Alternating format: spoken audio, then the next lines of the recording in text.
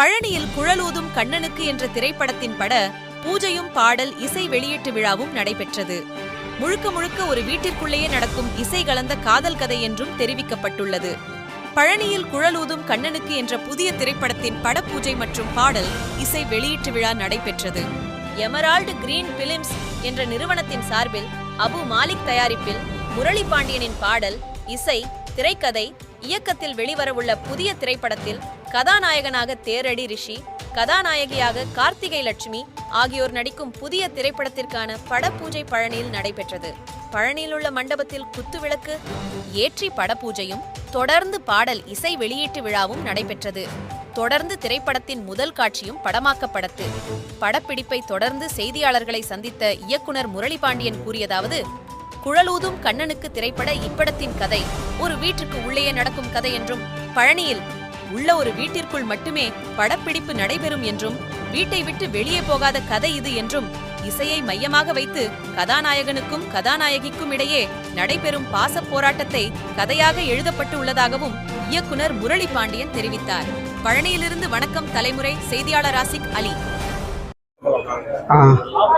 முன்பாக தேரடி திரைப்படத்தினுடைய வெளியீடு வருகின்ற இந்த மாதத்திலே அந்த திரைப்படம் வெளியாகவிருக்கின்ற இந்த சூழ்நிலையில் அதே யூனிட், அதே குழு, அதே ஹீரோ, ஒரு தயாரிப்பாளரை கொண்டு குழலூதும் கண்ணனுக்கு என்ற திரைப்படத்தை இன்று இசையை வெளியிட்டு படப்பிடிப்பை துவக்கி இருக்கின்றோம்.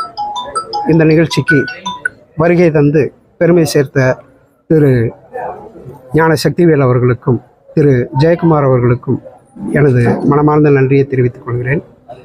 தேரடி என்ற திரைப்படம் எப்படி ஒரு ஆங்கிலம் கலவாத தமிழ் வார்த்தையை மட்டும் பயன்படுத்தி எடுக்கப்பட்ட ஒரு திரைப்படம் ஆகும், அதுபோலவே இந்த குழலூதும் கண்ணனுக்கு திரைப்படமும் ஒரே ஒரு வீட்டுக்குள்ளேயே அந்த கதை முடியும்படியாக ஒரு திரைக்கதை அமைக்கப்பட்டிருக்கிறது.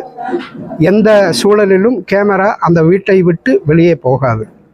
அந்த வீட்டுக்குள்ளேயே 2 பாடல்களும் முழு கதையும் அந்த வீட்டுக்குள்ளேயே இருக்கும். பழைய விசு சார் அவர்களும் ஸ்ரீதர் சார் அவர்களும் அது போன்ற முயற்சியினை ஒரு காலத்தில் மேற்கொண்டார்கள்.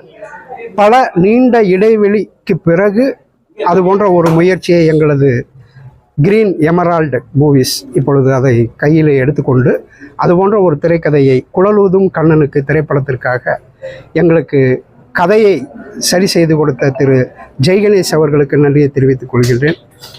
இப்படத்தினுடைய திரைப்படத்தின் பாடலை வெளியிட்ட திரு ஞானசக்திவேல் அவர்களுக்கும் திரைப்படத்தை துவக்கி வைத்த திரு ஜெயக்குமார் அவர்களுக்கும் நன்றியை தெரிவித்துக் கொள்கின்றேன்.